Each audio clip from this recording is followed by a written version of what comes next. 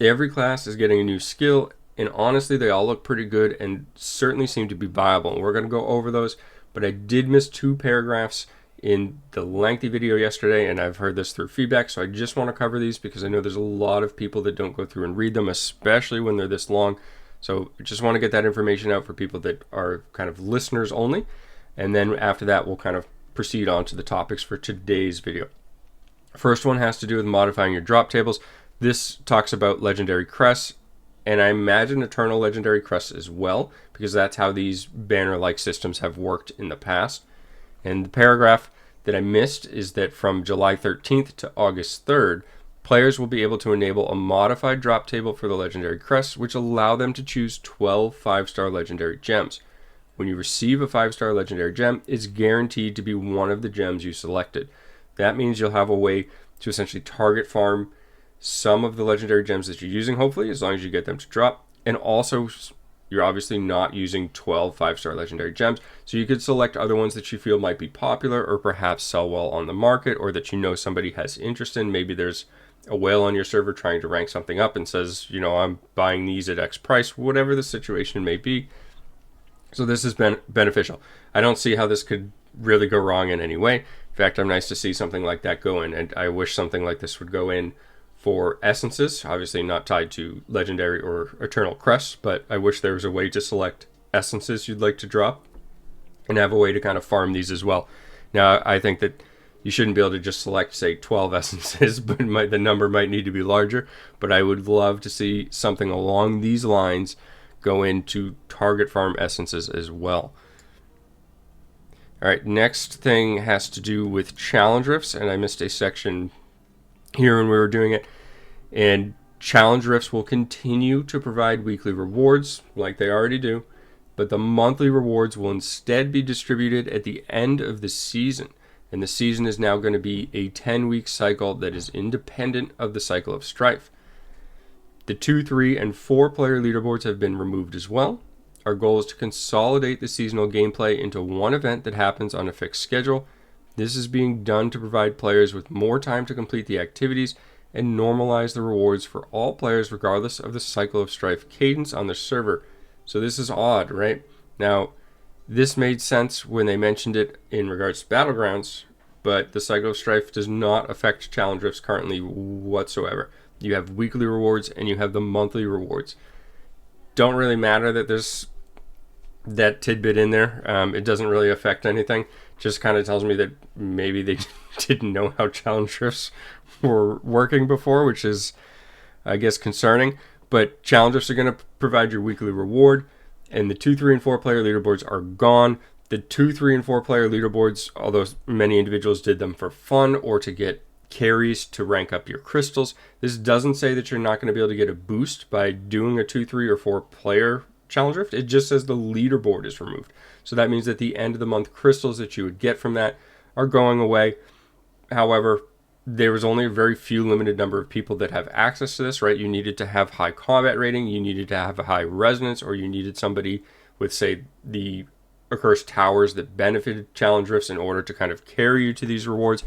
And often there was stacking where the same player or select few players would just populate the board so many times and limit the spots. Overall, this is really just a benefit to just do away with them. This is going to make all of the challenge rifts rewards be tied to solo clears independent of your class. So this will be a lot more interesting to see, in my opinion. Now, other than that, challenge rifts, we also know that we're going to get some added to the game. This was in one of the previous notes from an update and so forth. So we know we'll be seeing more of those, so there will be more crystals. There's been some concern of people saying there aren't enough crystals to even rank your gear to 15. So we know that that's coming as well. I do want to touch upon this hidden layer as well, because I had a lot of questions about this, because hidden layers with the normal gem rewards is such a popular topic. And I'm going to tell you how I interpreted this, and not sure because we don't have any kind of actual confirmation about this, but let's read through this again. Hidden layers now reward guaranteed normal gems for each objective. And there's 3 objectives, right? You get 2 objectives and the boss, up to a maximum weekly of 21 hidden layers or 42 floors.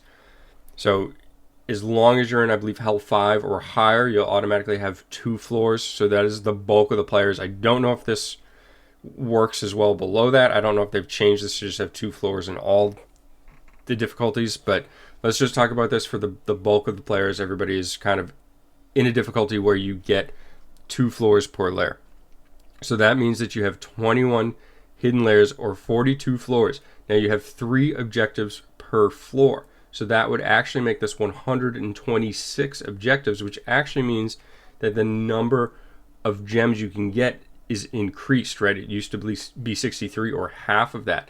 So not sure. Are they changing hidden lairs and maybe that info is left out? Maybe there's less objectives inside of them. Maybe this is going to be 21 lairs with only 3 objectives total between the 2 floors. And for the total of 63, there's really some information that appears to be missing here. So the entrance menu will still indicate whether the players reach the individual caps for each gem type. So I think we're just going to find out when this goes live and where people are going to be doing hidden lairs to see how many you get. Another thing I want to clear up, because I was actually surprised to get multiple comments. You don't have to be in a group to do a hidden lair. You can do the hidden lair solo. So you can find a lair and you can just hit enter. You do not have to hit find party. I didn't realize that there were so many people that didn't know of this, and people were complaining of always needing to find a group, always waiting for a group.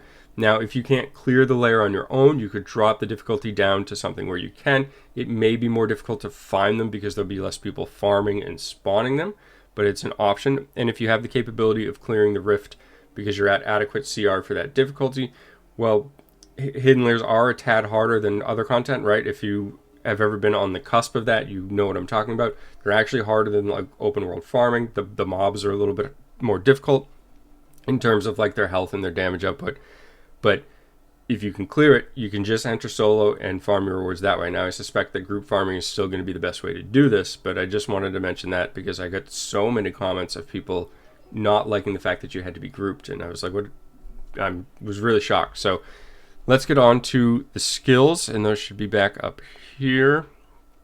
And we're going to start with just the skills themselves for the remainder of today's video. And Barbarian, this ability Sunder is going to launch you into the air and smash the ground, generating a huge shockwave that deals damage to all enemies in the area. So this is an AoE effect, okay? This is going to affect everything inside of this shockwave and increasing the damage they take by 30% for 6 seconds. Now, this is an armor debuff on the mob, which means they're also going to take this 30% increased damage from everybody in your party or your raid, okay? So this is going to be very, very strong. Think of this for something like Shadow War. Think of this for raid content. This is even going to be very strong for dungeons. This may have use in PvP, to tell you the truth, because it's going to affect everything. It's going to be like getting a mini banner if a barbarian leaps in, smashes the ground, and then you just nuke everything on that idol. You know, cursed towers, anything like this. So this is probably going to see some use, in my opinion, especially from lower resonance barbs, right? Because you can fill more of a support role. You can run something like Warcry Helm to increase damage. You can run the Sunder to increase the damage they take. You can run group sprint to get your party to the destination faster, right? This is really has the potential to turn Barb into its own support-like role, which it had before, but it was kind of like an awkward role, in my opinion. It worked well for certain dungeons, not so well for others, and its single target damage is really low. But now just increasing the party's damage by 30% for 6 seconds, which is a lengthy amount of time, is really going to add to that overall damage or DPS of the group. So that's going to be very good, in my opinion. Crusader, Fist of the Heavens, call down Divine Wrath to strike up to 8 nearby enemies, damaging them. For every 10% of a targeted enemy's missing life, the damage dealt to that target by Fist of Heavens will be increased by 25%. So we don't know the baseline damage of this, but I can tell you, if they are missing 40% of their health, this is going to do 100% increased damage. If they're missing 80% of their health, this is going to do 200% increased damage. So this is going to be very strong as well. In fact, Crusaders lack range attacks, right? I've showed off a couple of ranged Crusader builds, and they're fairly popular just because it's so different. People like it because it's a change of pace and it's not something that class is supposed to do. But this is going to do nearby enemies. What the range of that is difficult to see. The enemy here is right here, and the player is actually behind this. So this has some range to it, which might be a viable means to finishing players off in, say, PvP. Is this going to get use in PvE? It may. And the reason I say that is because this 7-second cooldown is very short, right? In fact, you could put this into a farm build. You could potentially cast this, get on your horse, and have it, or excuse me, you could cast this as you get dismount off your horse and then get back on if you have enough cooldown reduction or your cooldown is short. So this is kind of like if you ever played Crusader and done open world farming, there's potential to get into this awkward spot where like everything's on cooldown because the majority of your cooldowns are so lengthy. You're waiting for your horse to get back up. You're waiting for either your Conjuration of Light or Consecration, depending on the build you're playing. And you're just auto-attacking, right? And it's kind of weird and kind of awkward. So this ability may fill that gap where you can just pop this, finish off a pack, get to the next pack, and then get back on your horse. So I think that this is probably going to see use in both PvE and PvP. I don't know if this is going to work its way into some of the support Crusader builds, but I foresee that this will work its way into some of the offensive Crusader builds in PvP, just because it's going to be a means to finish players that may be running away from you. And in PvP, the typical offensive build is going to involve getting on your horse, chasing somebody, but if you fail to kill them or they're getting away, this may be a means to finish that task. So again, another ability which I think we'll see use. Is it as strong as the Barbarian's ability? No, I don't think so. Time may tell, but I think that Barb, out of those two, is kind of got the edge there. Demon Hunter, the weirdest of all the abilities being added, in my opinion. Shadow Sight, 24-second cooldown. Okay, first thing to note, immediately reveal all bosses, treasure goblins, elite monsters, and enemy players within 90 yards of you on the minimap.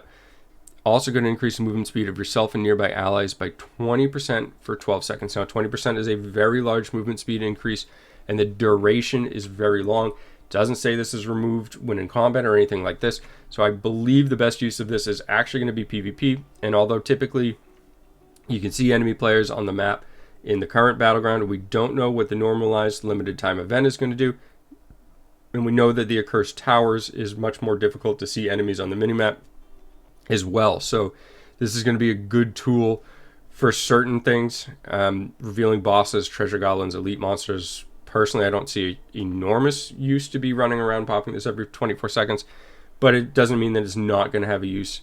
And in general, I think that PvP is going to be where this gets used. It's an odd one to be added, in my opinion. The movement speed increase, like it could have just been that, is how I feel. I feel like they could have just added increased movement speed, but maybe they wanted it to kind of coincide with the class a little bit more, and that's why it's called Shadow Sight and so forth. So just an odd one for me, but I don't think it's terrible. I think the movement speed has use, and even if you were just farming, the movement speed is going to help you farm faster, so there's really no negative to that one.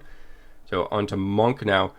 This is Breath of Heaven, 12-second cooldown, and it's going to immediately restore life and grant 60% increased movement speed to you and nearby allies. This is actually probably my favorite ability that's being added, okay? And using Breath of Heaven on the same target again within 9 seconds reduces the healing amount by 50%. Now, it has a 12-second cooldown, so I don't know how you use it twice unless you get an energy globe. So there may be something else. Maybe there is some legendary items, since we know there's new items coming, and maybe one of these legendary items increases charges. So it's important to note that it does have mention of that being reduced. We just don't know how it's going to be reduced yet, but I imagine there's going to be a way. And this mechanic is similar to some of the other Blizzard games I've played. I know in Heroes of the Storm, I think it's called Breath of Life instead of Breath of Heaven, but you can get multiple charges on ability to heal. It will heal everything in a small radius, and then you can use it again, and it does slightly reduced healing as well. And honestly, I'm thrilled to see some healing going into the game. I think this is amazing. I'm a huge support player. It's always my preferred role. So glad to see this. I can't wait to try this out. However, I'm going to be covering the intellect classes due to the changes they're getting, just because I know that's going to be flavor of the month, at least at the start, and then we'll see how things shift. But I want to cover those classes, get the information out to as many people as possible, and then I'll kind of move on to the things that I want to do for fun. But I'm very, very interested in playing Monk, and they're also getting another heal, I believe, in the defensive stance, if I recall. So very excited about this. Easily my favorite one, just because I'm glad to see healing going into the game. This is something I've wanted to see for a while. In fact, I was a little disappointed it wasn't there from the start. And do not sleep on this 60% increased movement speed. That is an enormous amount of movement speed, but we do not know the duration. Even if this was 1 second, that's going to allow you to potentially escape, just because that movement speed is so big. Necromancer, borrowed time. This is stupid. Okay, this is just as bad as it gets. Okay, this is a 30-second cooldown. It's going to grant yourself or an ally borrowed time for 8 seconds. This actually is going to make it more powerful in a skilled player's hands. If the target takes fatal damage during this borrowed time, they resurrect at full life with a curse. The curse drains 5% of their health every second, up to 80% over 16 seconds. This curse can be removed if the target kills an enemy or assists in killing an enemy. And this was not needed, okay? First of all, the ability wasn't needed, but getting this curse removed for an assist was absolutely not needed, because this is just going to give so much potential, right? So you can, if you have a team of 7 Necros, of 1,000 resonance, and you have a max resonance, whatever the new cap's going to be, something over 10,000, right? We're going to be looking at 10,000 resonance with 2 new gem slots, and this player is just decimating everything. You're getting them close to dying. Somebody drops a borrowed time on them. They survive. Somebody drops another borrowed time on them, because there is no mention here that borrowed time has a cooldown from another Necromancer applying borrowed time, which is, again, just a huge oversight. This ability is so wrong in so many ways. And you'll just stack or roll these borrowed times onto the strongest player. They'll basically be unkillable, and it will just constantly reset, even if they don't get the killing blow. So, like, it's just absolutely insane. Don't want to talk too much about this ability, because I don't even want to give ideas, because I know this will just spread and then this will just get out of control. But there's even more that you can do with this, and I just don't want to get into it. So, Wizard. Frostfield. Create a field of gathering hoarfrost in an area. After a short delay, all enemies in the area will take damage and be frozen in ice for 12 seconds. That is insane for PvE, okay? Think of this in a Challenge Rift situation. All enemies, there's no cap to how many enemies can be frozen, and 12 seconds is a very long time in this game. Players will be frozen for a maximum of 4 seconds, okay? And we know this because of Strife anyways, or at least the majority of players will know this. But 4 seconds, can you name another crowd control that freezes or locks your character up for 4 seconds in PvP? Wow, this is just nuts. So any enemy that takes damage after being frozen for at least 6 seconds will be immediately unfrozen. And players, they will be unfrozen if they take damage after being frozen for at least 2 seconds. So at least 2 seconds. Like, that's a really long time. So in PvE, you get 6 seconds of nuking these frozen enemies before they come out. And in PvP, you can nuke them for 2 seconds before they can do anything. The current ability to kill players in this game is enormous. So getting 2 seconds where they can't do a thing and you can just damage them is just going to really turn tides incredibly. So I suspect Necro and Wizard making out of this, or these updates, the best. I really think that both of these in-classes are going to be flavor of the month, at least until Shadow Knight rolls around. And we'll see if that shifts beforehand, but I honestly don't. I think we'll just probably ride this out due to the time, right? Because there's just not enough time to have 2 meta shifts. But I definitely suspect that Necro and Wizard here going to come out with an advantage. And I think it's also important to note, a lot of people are complaining about these Demon Hunter nerfs, especially with knockback being reduced. But I do want to say one last thing before we close out here, and I will most likely cover these changes as well in more detail. But changes to knockback shot aren't really going to affect you that much in PvE. You will get a little bit of reduced damage, and there is some damage loss from the increased knockback distance, because if you knock the targets back further than you can reach, but they'll kind of inevitably come back to you.